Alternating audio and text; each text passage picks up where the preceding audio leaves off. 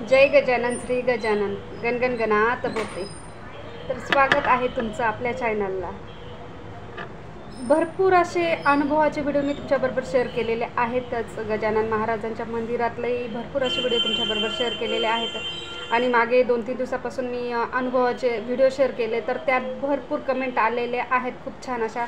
जय गजानन गणगण गणात बोते आणि त्यांचे अनुभवही बऱ्याच जणांनी सांगितलेले आहेत. तर भरपूर अनुभव मी तुमच्याबरोबर शेअर करते आणि करणार आहे. पण आज मी तुम्हाला एक महत्त्वाची गोष्ट सांगणार आहे. गजानन महाराजांच्या भरपूर अनुभव तुम्हाला तर आलेले आहेतच.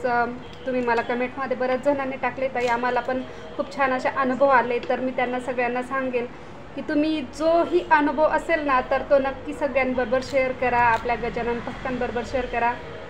आणि तुमचा तो अनुभव ऐकल्यानंतर एखाद्याच्या आयुष्यामध्ये खरंच काहीतरी छान असे गोष्ट घडेल. आणि ज्या काही लोकांचा म्हणजे बऱ्याच जणांचा माऊलींवर विश्वास बसेल आणि ते माऊलींची सेवा करतील, त्यात त्यांना काही छान असे अनुभव येतील, तर अर्थातच त्या सगळ्यांचं चांगलं फळ तुम्हाला नक्कीच मिळेल. कारण आपल्या हातून एखाद्याचं जर आयुष्य सुधारलं किंवा एखाद्याच्या आयुष्यात खूप चांगले जर गोष्टी घडल्या, तर त्यापेक्षा आनंदाची आणि पुण्याची गोष्ट कुठली असूच शकत नाही. तर त्याच्यामुळे मी तुम्हाला सांगत असते की तुम्ही तुमचे अनुभव शेअर करा आणि आपल्या सगळ्या गजानन भक्तांना, ज्यांना काही गोष्टी माहिती नाहीत, त्यांच्याबरोबरही बऱ्याच गोष्टी शेअर केल्याने कदाचित त्यांचं आयुष्य अगदी छान असं होऊ शकतं. तर तुम्हाला एक मी गोष्ट सांगते. गजानन महाराजांचं बरेच मला कमेंटही आलेले आहेत की आम्ही पारायणही करतो. तर खरंच खूप छान गोष्ट आहे पारायण. काही आता ग्रुप वाईजही होतात दर गुरुवारी वगैरे पारायण. तर असेच बरेच जण असे पारायणाचंही मला सांगितलं की आम्ही पारायण करतो आणि आम्हाला पारायणात खूप छान असा अनुभव आलेला आहे म्हणून. तर पारायणात जे पण पारायण वाचत असतील तर त्यांना तर ही गोष्ट माहिती आहेच. तर मी आता तुमच्या सगळ्यांबरोबर ही एक छान अशी गोष्ट शेअर करते. तर गजानन महाराजांनी पितांबर भाऊ होते ना, तर त्यांना पाठवलं होतं कोंडोलीला. तर कोंडोलीला याच्यासाठी पाठवलं होतं की तुम्ही त्या गावाला जाऊन तिथला उद्धार करा, तिथे सेवा करा आणि सगळं काही माऊलींचाच आशीर्वाद त्यांच्या पाठीशी होता. त्याच्यामुळे तर त्यांनी एकही शब्द न विचारता की कशासाठी काहीही न विचारता माऊलींनी आदेश दिल्याबरोबर ते लगेच कोंडोलीला गेले. पितांबर भाऊची व्यवस्था म्हणजे परिस्थिती एवढी काही खास होती असं नव्हतं. त्यांच्या अंगावरचे कपडे थोडे खराबच होते, फाटके होते आणि ते गेले त्या गावात. पण त्यांना सुचत नव्हतं की तिथे गेल्यावर नेमकं काय करायचं म्हणून. ते एका झाडाखाली बसले आणि झाडाच्या पायथ्याशी बसल्यानंतर आजूबाजूला भरपूर असे मुंगे वगैरे होते आणि ते मुंगे बघितल्यानंतर त्यांना असं वाटलं हे आपल्याला चावतील म्हणून ते झाडावर चढले. आणि ते झाडावर चढले तर बघितलं तर काय, झाडावर सुद्धा मुंगे ते ह्या फांदीवरून त्या फांदीवर असे करत होते आणि ही सगळी गंमत त्यांची त्या गावातले मुलं बघत होते. आणि त्या मुलांनी बघितलं की अरे हा माणूस कोण आहे, की ह्या फांदीवरून त्या फांदीवर तिकडून इकडे इकडून तिकडे करतो, नेमकं काय चाललं या माणसाचं.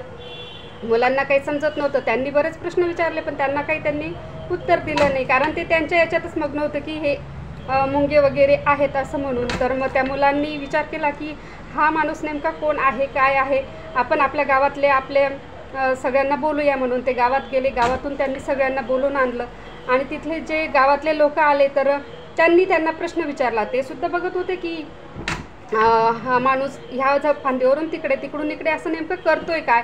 त्यांनी भरपूर असे प्रश्न विचारले आणि मग नंतर पितांबर भाऊंनी उत्तर दिलं की मी तुमच्या गावाच्या उद्धारासाठी आलेलो आहे, मला गजानन महाराजांनी पाठवलेलं आहे म्हणून. तर त्या लोकांना आश्चर्य वाटलं की माऊलींना जर काही आमच्या गावाचा उद्धार करायचा असेल तर माऊली स्वतः येतील, यांना का पाठवतील म्हणून. त्यांचा त्या टायमात त्यांच्यावर विश्वास बसलाच नाही.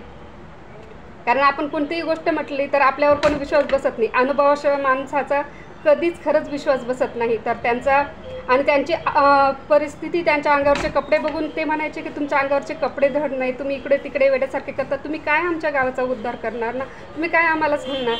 त्यांचा कोणाचाही त्यांच्यावर विश्वासच बसला नाही. मग तर ते म्हणे खरंच मला माऊलींनी पाठवलेलं आहे. तर ते भरपूर वेळेस सांगत होते की मला गजानन महाराजांनी पाठवलेलं आहे, माझ्यावर विश्वास ठेवा. गावकरी किंवा कोणीही तयारच नव्हतं त्यांच्यावर विश्वास ठेवायला. तर ते म्हणे ठीक आहे म्हणे, आम्ही मान्य करतो म्हणे तुम्हाला माऊलींनी पाठवलं, तर तुम्ही असं काय करू शकता म्हणे की तुमच्यावर आम्ही विश्वास ठेवावा. तर ते त्यांना काही सुचतच नव्हतं, कारण गोंधळलेले होते ते त्या पोझिशनमध्ये, त्या परिस्थितीमध्ये ते खूप गोंधळलेले होते. तर काय करावं त्यांना काही कळत नव्हतं. तर ते म्हणे तुम्ही सांगा की काय करायचं म्हणून.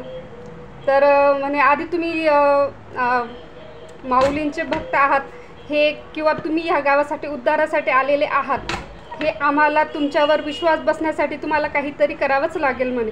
ते म्हटले ठीक आहे म्हणे, माऊलींची इच्छा म्हणे, माऊली जसं म्हणतील तसं, कारण मला त्यांनी पाठवलेलं आहे आणि त्यांच्या आदेशानुसारच मी इथे आलेलो आहे. माझी काहीही मर्जी माझ्या स्वतःच्या मनाने मी इथे आलेलो नाही, माऊलींमुळेच मी इथे आलेलो आहे म्हणे तुमच्या सगळ्यांसाठी. तर ते म्हटले ठीक आहे म्हणे, मग आता आम्ही तुला जे सांगतो तर ते तू करून दाखवशील का. तर ते म्हटले ठीक आहे म्हणे, सांगा म्हणे काय.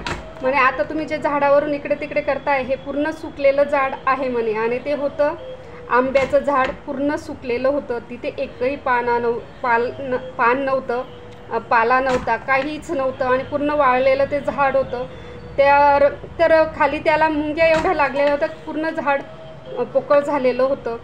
आणि आता तुम्ही ह्या झाडावरून इकडे तिकडे करताय ना, तर हे झाड आम्हाला पूर्ण बहरलेलं फळांनी आणि पानांनी बहरलेलं करून दाखवा म्हणे आत्ताच्या आता. तर त्यांना असं वाटलं आपल्यात तर एवढी काही ताकद नाही, आपण कसं काय करणार ना. तर ते म्हणे मी तर काही करू शकत नाही, पण मला माझ्या माऊलींनी पाठवलेलं आहे, मी माऊलींची आराधना करेल आणि बघू म्हणे माऊलींच्याच, माझा विश्वास फक्त माऊलींवर आहे म्हणे. ते म्हणे ठीक आहे म्हणे, बघू म्हणे, तुम्ही जर हे करून दाखवलं तर आमचा विश्वास बसेल.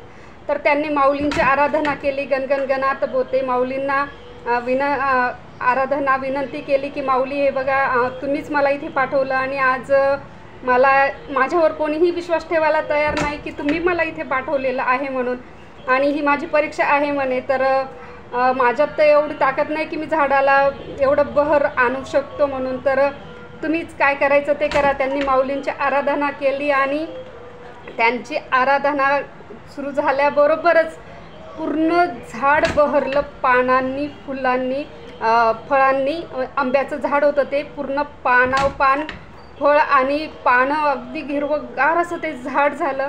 आणि ते सगळं बघितल्यानंतर तिथल्या गावकऱ्यांचा त्यांच्यावर विश्वास बसला आणि ते खरंच त्यांना पालखीत घेऊन गेले आणि त्यांचा आदर सत्कार केला, की त्यांच्यावर विश्वास बसला की माऊलींनी त्यांना पाठवलेलं आहे म्हणून. तर माऊली कोणाच्याही हातून कोणाचंही आयुष्य चांगलं बनवू शकतात. तर त्याच्यामुळे जर म्हणजे मी तुम्हाला आता सांगते की सगळ्यांनी तुमचे अनुभव शेअर करा की तुमच्या हातून माऊली कोणाचं तरी चांगलं करू इच्छित असतील, तर त्याच्यामुळे तुमचा जर छान असा अनुभव असेल तर एखाद्याचं छान असं आयुष्यसुद्धा सुधरू शकतं. त्याच्यामुळे मी तुम्हाला सगळ्यांना सांगते, तुम्हाला जर छान अनुभव असतील तर नक्की सगळ्यांबरोबर शेअर करा, कमेंटमध्ये नक्की सांगा, आणि मी तुमच्या नावासहित तो अनुभव आपल्या सगळ्या गजानन भक्ताबरोबर नक्की शेअर करेल. तर नक्की तुमचे छान असे अनुभव आहेत आणि ते सगळे अनुभव मी तुमच्याबरोबर शेअर करणार आहेच. जय गजानन, श्री गजानन, गणगण गणात बोते.